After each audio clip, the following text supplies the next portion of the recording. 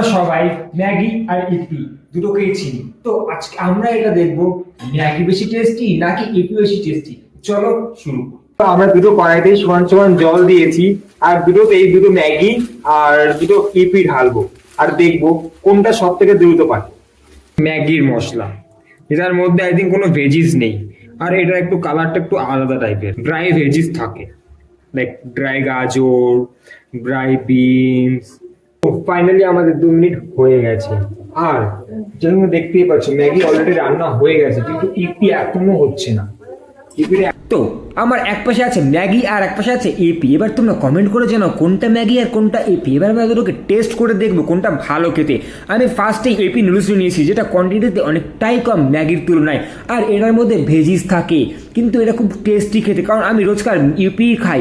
এরপর আমি Maggi test করে দেখবো যে ম্যাগিটা কেমন খেতে, আর ম্যাগিটা খেয়ে আমার অনেকটা ভালোই লাগলো, কারণ ম্যাগিটা ভেজিস না থাকার কারণে ম্যাগিটা খুব ভালো খেতে। আর আমাদের আজকের বিজেতা হচ্ছে ম্যাগি।